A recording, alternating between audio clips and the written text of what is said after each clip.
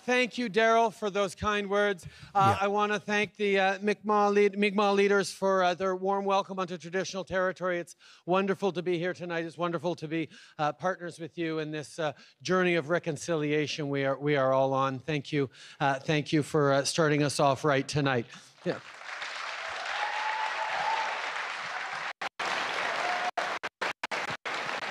I want to thank my fellow MPs, all the MLAs and councillors, all the people who engage with their community, to serve their community, to represent their communities, and mostly to stay connected to all of us as we work hard to build a better future. Happy 2018, everyone.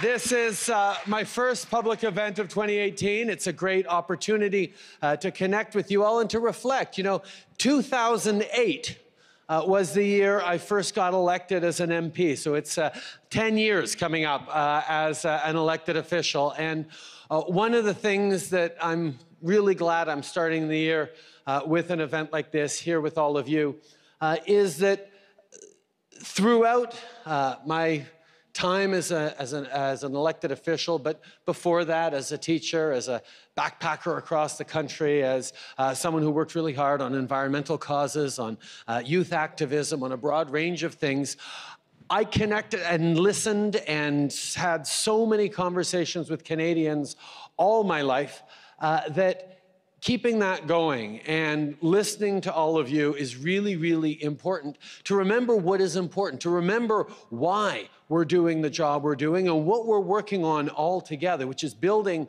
a better Canada with more opportunities for all of us, to help our neighbors out, to have a positive impact on the world. And the only way we can do that is by really listening to each other. And it doesn't mean we're always going to agree with each other on everything, but it does mean we have to have open, engaged, respectful conversations about the challenges we're facing and about different solutions that can be brought forward. I mean, we have a political system that is designed to bring together people from every corner of the country of different perspectives and different views to share those perspectives, to challenge each other to come up with the right kinds of solutions, not just for one part of the country, but for the whole country. And that can't happen unless we're actually paying attention to each other and respecting each other and listening to each other. So I'm really, really pleased to be here tonight, really pleased to be starting off this town hall series that we're going to be doing across the country, listening to all of you here, right here in Nova Scotia, right here in Lower Sackville. So thank you for coming out tonight.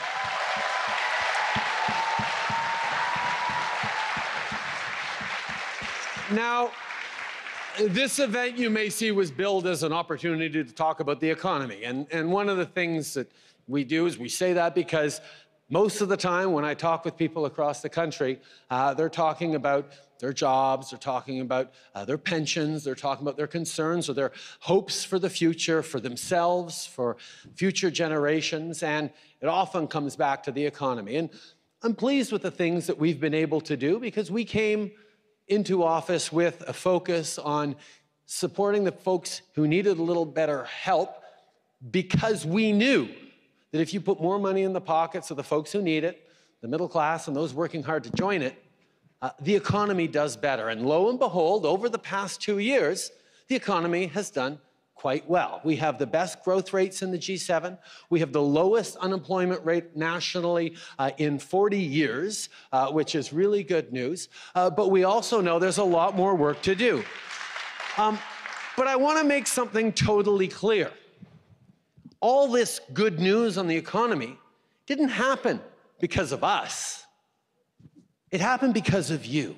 It happened because of Canadians. If we count on Canadians and give them more opportunities to succeed, we make our tax system fair, if we invest in the kind of infrastructure that's going to help in your communities, we invest in the kind of innovation that's going to create better jobs, we invest in education, we invest in supporting our seniors, we invest in doing the right kinds of things the right kinds of ways, Canadians take those opportunities and build a better future. So if we're doing well, it's not because of this government. It's because of the hard work of Canadians from coast to coast to coast, and I want to thank you for all of that. But of course, we're not just here to talk about the economy. We're here to talk about the things that matter to you. And I know that this particular riding, as Darryl is often so proud to remind me, is home for many, many veterans, people who've served this country and stepped up. So I know, I certainly hope we're going to have an opportunity to talk about how we're going to fulfill our sacred obligations to our veterans. I know there's people concerned about economic growth and opportunities for young people. There's people thinking about our place in the world and how Canada is, dealing with a somewhat unruly neighbor these days. Maybe not unruly, maybe unpredictable sometimes, but how we move forward in a thoughtful, positive way, and how we stay true to the kind of people we are. We're polite, we're reasonable, but we're also ready to stand up firmly and strongly for what we know is right and what we believe in. And that's sort of what defines us all as a people. And these are the things that we've all been working on together over the past 2 years. So for me tonight, and nights like this across the country, are really an opportunity to say thank you. An opportunity to re-engage and continue to engage all of you, to hear what's on your minds, to answer some of your questions, to share with you my thinking, our thinking on how to deal with certain problems, certain challenges that come up, and mostly a great exercise in democracy. I think political leaders, I think all politicians, and I can certainly tell you that all politics aside, let me tell you that whatever the party they represent, all 32 Atlantic MPs have been extraordinary in staying, yes, Bernadette got it, they're all Liberals, but that's have been extraordinary at staying connected with people in their communities, because ultimately representing you and serving you is at the core of our jobs, and we can't do that unless we stay connected. So I want to thank all of you for coming out tonight to participate in this democratic exercise. I'm really excited about it. Je suis vraiment très content d'être ici. Very happy to Je suis be très here. content aussi Very que happy also cette année, that this on a year de la traduction we have simultaneous translation. So if you have questions, we can answer them in both official languages.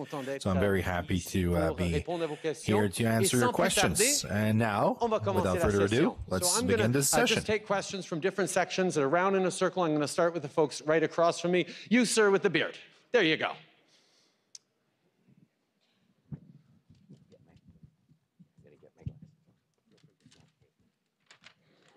Oh, good. He's got notes. Bonsoir, Monsieur le Premier Ministre. Bonsoir. Good evening, Mr. Prime Minister. Here's my name, Victor Tétrault. I'm the president of the French Board of Commerce of Halifax. I'm an Acadian volunteer here in Halifax. And my question tonight comes in the support of the government of Canada in the minority communities of language minorities outside of Quebec. Who are we in Halifax? Based on the 2016 census, you will have a surprise hearing the amount of the French-speaking population here. Our community is composed of close to 59,000 Acadians, French-speaking, and having a right for a population of 316,000 only, which represents close to 20% of the population.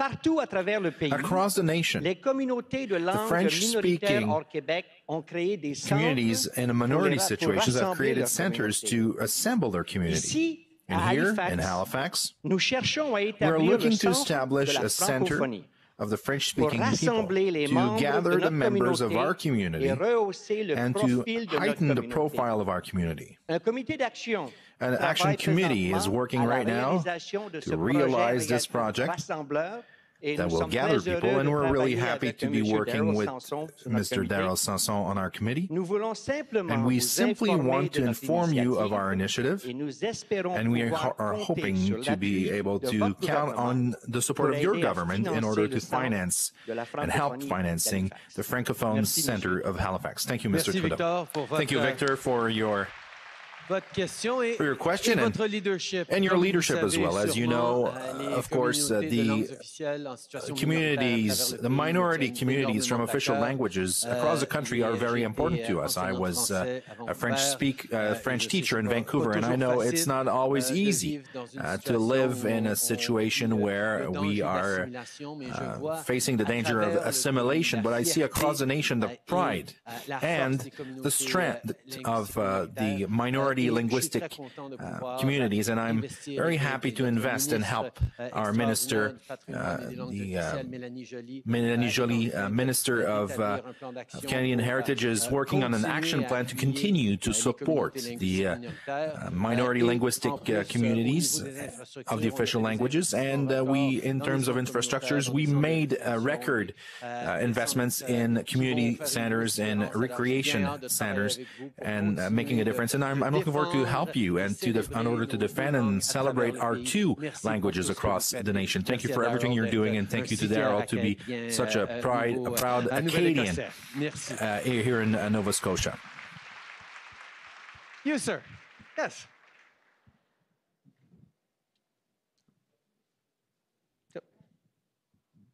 Hi. The Right Honourable Justin Trudeau. My name is Bill Duff. I am married and a father of 2 young children.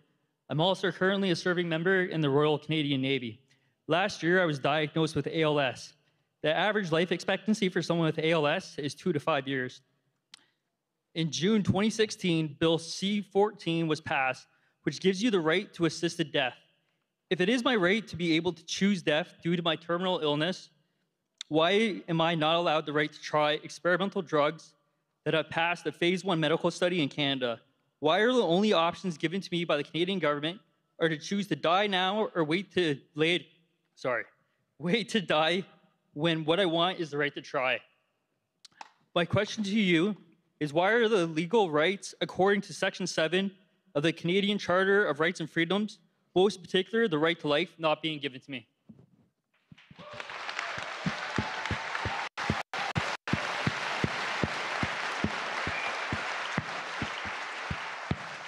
Thank you. Thank you. Thank you for being here tonight. Thank you for sharing, and thank you for your service, and thank you for challenging us all, and me personally, to try and support you. I have a couple of friends that we've lost to ALS. Recently, one of our colleagues, Maurice Bélanger, who was an extraordinary friend and mentor to me. And I know the challenges ahead of you, but I also know the hope and determination that you have and that you share. The process around examining, certifying, allowing drugs, experimental or otherwise, is a rigorous scientific one that politicians fortunately don't do a tremendous job of influencing and weighing in on. I know there are always new approaches and new techniques that people look to with hope. We have to make sure that we're going through rigorous scientific processes in terms of what is going to work, what is going to be effective. But I certainly understand your desire, your drive to make sure that you are there for your kids as long as they will ever need you, and that is something that we both share as a goal. And I certainly know that working with the community of stakeholders around ALS, working with folks who are researching and investing in research significantly to try and move forward on this terrible disease is something we continue to do. I wish I could give you the kind of clear, determined answer that I know you want, but I'm not up on all the latest experimental or non-experimental treatments, but I certainly know that it's something we take very seriously, investing in health research, investing in science, restoring the respect for science and scientists in this country that is going to push the boundaries of what we can do. so that you get better and so that your family can continue to count on you. Thank you for bringing that forward. And I commit to have a conversation with our science minister, Kirsty Duncan, who's a passionate advocate for many causes like this, and our health minister as well, to make sure that everything is being done for you. Thank you.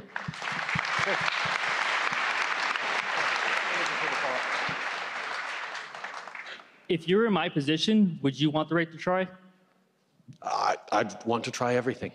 I'd want to fight every minute of every day to have extra time here in this beautiful place with my beautiful family. Thank you. You, sir. Yes.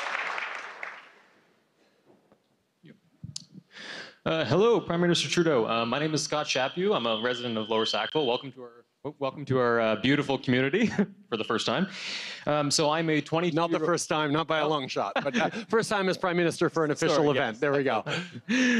So I'm a 22-year-old male. I've lived in Sackville my whole life. I'm currently working in healthcare as a respiratory therapist. What I'm about to say is no reflection on my profession or my employers, surely my opinion. So your government is very well known as pushing forward towards the legalization of marijuana in July of 2018. And I personally am not a supporter of marijuana. However, as a healthcare professional, I've tried to look at the medical benefits, and I have seen in patients with chronic illnesses, chronic pain, they have found benefits. So what I'm looking at here is the CMA, the Canadian Medical Association, has advised your government that the minimum age should be no younger than 21, with a preferred age of 25, with their official statement saying the CMA has longstanding concerns about the health risks associated with the consuming marijuana, particularly in smoking form. Children and youth are particularly at risk for marijuana-related harms, given their brain is undergoing rapid, extensive development. Now, there was a systematic review published by Mendebom in 2017. You guys can look it up. It was titled The Adverse Structural and Functional Effects of Marijuana on the Brain, and it came to show that there was a huge loss of both gray and white matter in youth taking marijuana. So I'm curious as to why you and your government made the decision to make the legal age minimum 18, and no government has gone below 18 in the provinces of Nova Scotia, Alberta, anywhere across the country, but most are 19. A couple of provinces, I believe Alberta and Quebec, chose to go with the age of 18, the minimum age of requirement for purchase of marijuana upon legalization. So why do you and your government believe that you know better than the doctors supporting our country and our healthcare system of what age should be legal for these youth? Because at the age of 18, it can easily get into the high schools, leading to the junior highs. Then you're having kids addicted at young ages. So why do you guys know better than our healthcare professionals? Thank you. Thank you for your question.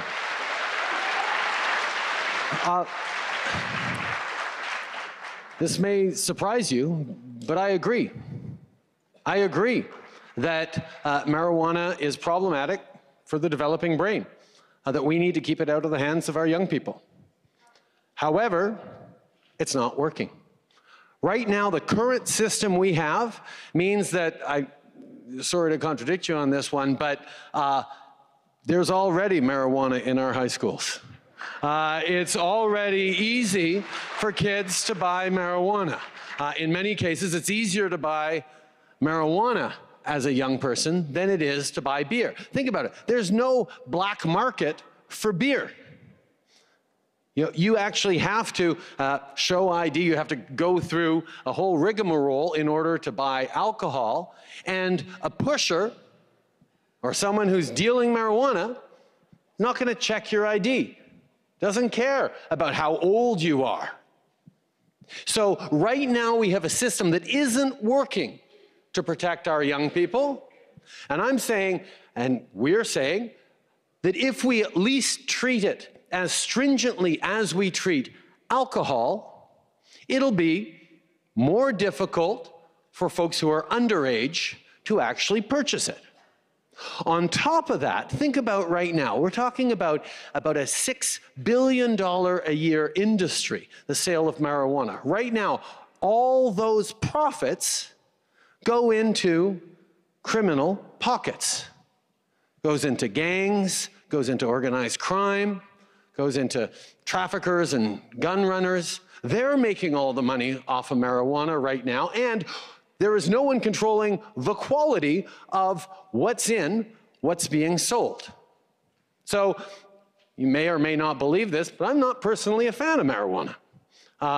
But I also recognize that I'm not a fan of coffee, and I'm not going to ban that for everyone, because I wouldn't last another 5 minutes as Prime Minister if I tried to ban coffee.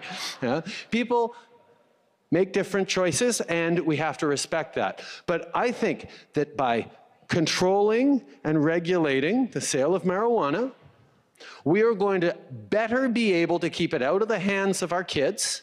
We're going to be able to take some of the profits from marijuana, and that's not the point of the exercise, have you seen with the level of taxation we're bringing in. We really want to displace the black market, and we know that for the vast majority of Canadians who choose to consume marijuana, they're going to choose to buy the legal stuff that's, micro-grown by an organic, grower that they know, or they'll pick brands that they know. They will choose to go through the legal system as opposed to encouraging organized crime and gangs.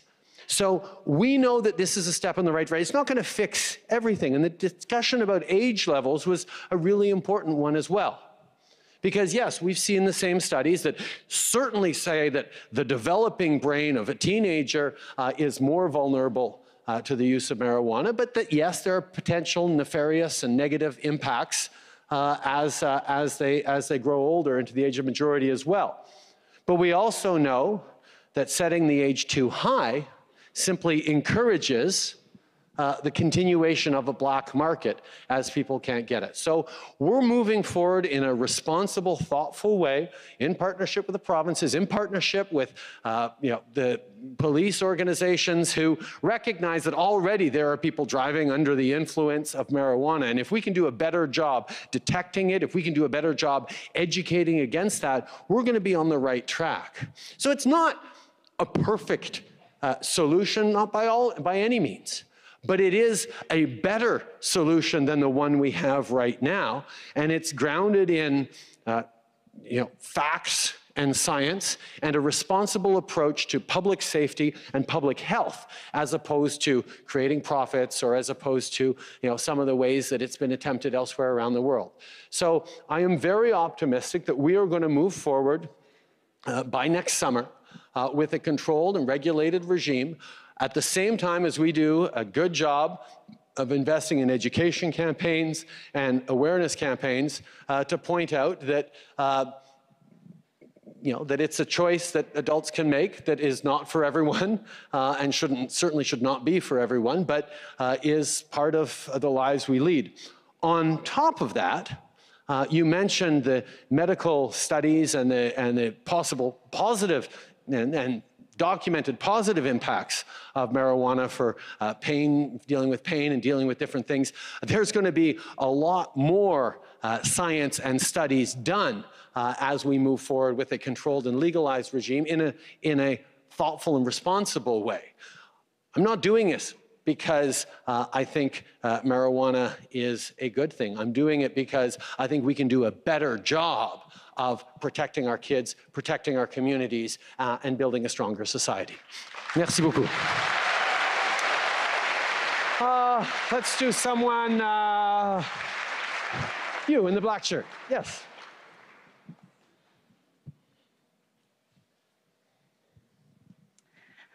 Hello, Prime Minister Trudeau. Thank you for being here tonight. My name is Carly Sutherland. I have a 9-year-old son, Callum. He is severely impacted by autism. He is so violent that he cannot go to school. I'm physically assaulted multiple times daily. I've had to stop working as a special education teacher in order to be home and oversee his care. I do not qualify for federal EI benefits for compassionate care because he is not dying. There's no publicly funded therapy available for him in this province because he's now over the age of 6. The cost of caring for him and providing appropriate therapies far exceeds the funding provided to us by the provincial government. And the only reason that we haven't lost our house is because my friends crowdfunded for us. Families like mine should not have to subsidize healthcare and education for their disabled children. This is a fundamental human rights issue. I'm a proud Canadian, but this story does not align with our national values, and this troubles me profoundly. In 2007, the Senate released a report entitled Pay Now or Pay Later, Autism Families in Crisis, and their #1 recommendation was a national autism strategy. How does your government plan to address this crisis, and where do they stand on a national autism strategy? Thank you.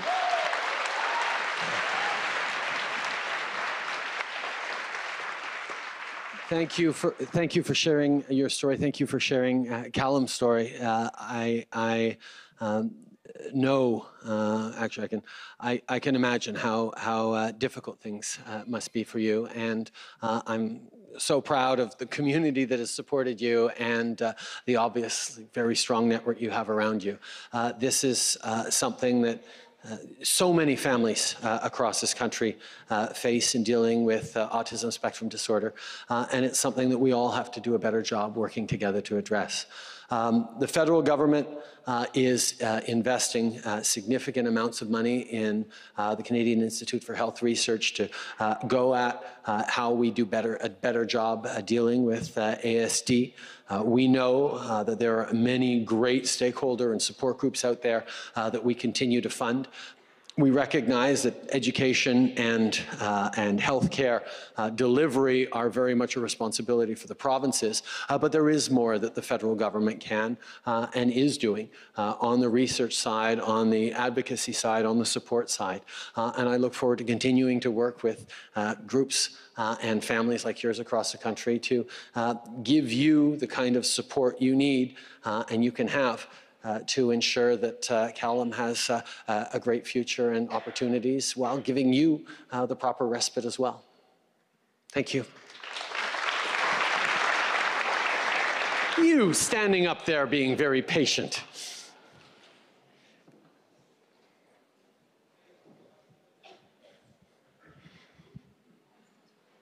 Right now, Canada authors are not considered successful until they sell books in America. What can you and I both do to help create a strong Canadian arts culture so that artists and authors like myself can feel valuable and can? I think the question is about supporting the arts and supporting artists. Is that it? Yes, okay.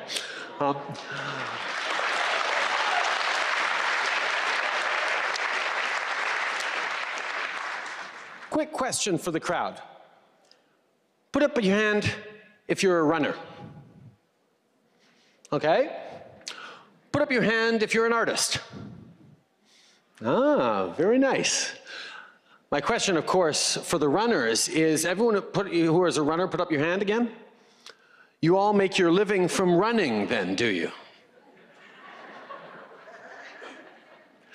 See, I remember an experiment I heard about when I was in teacher's ed, studying to be a teacher. You ask a kindergarten class, how many of you are artists? Everyone puts up their hand. You ask a grade 3 class, how many of you are artists? Maybe half of them put up their hand. You keep going up in the grades, and by the time you're asking a grade 12 class, how many of you are artists, it's only the girl in the corner with the nose ring and the blue hair who puts up her hand, right?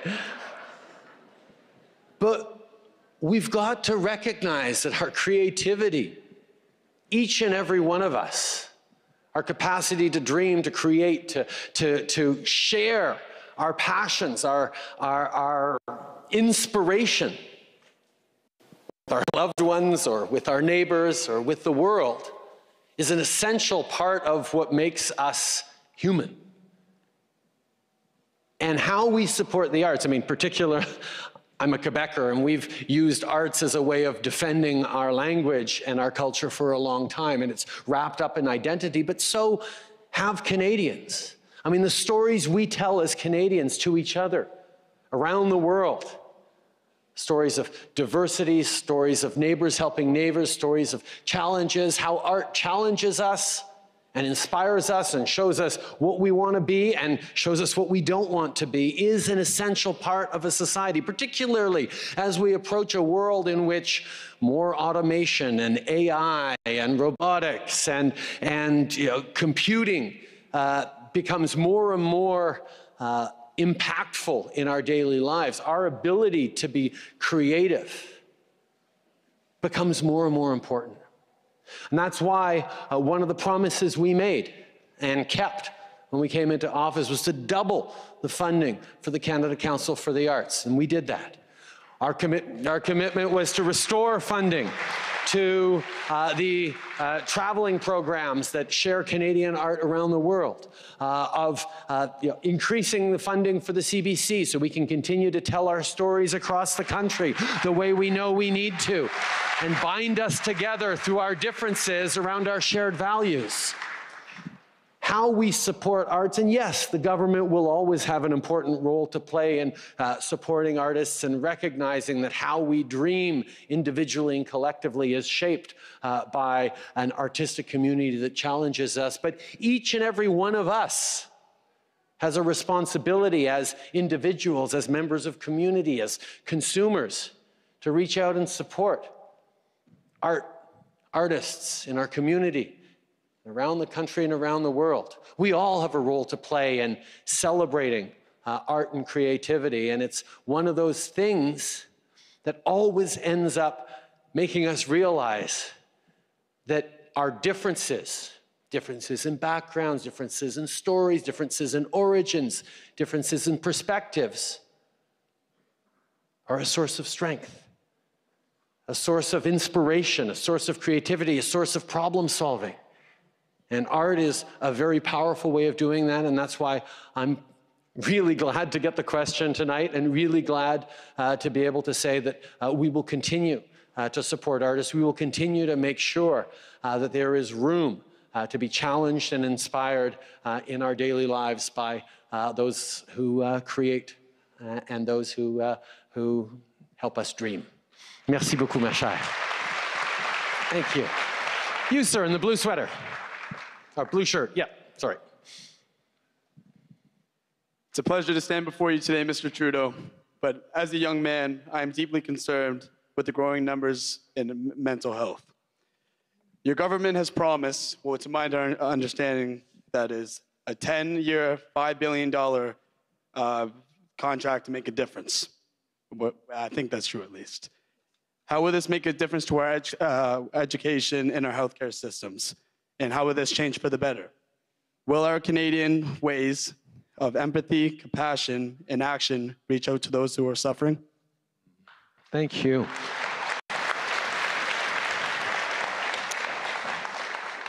You know, one of the things that makes me so proud, and I discovered it last year on the town hall tour, is how often young people like you stand up to talk about mental health.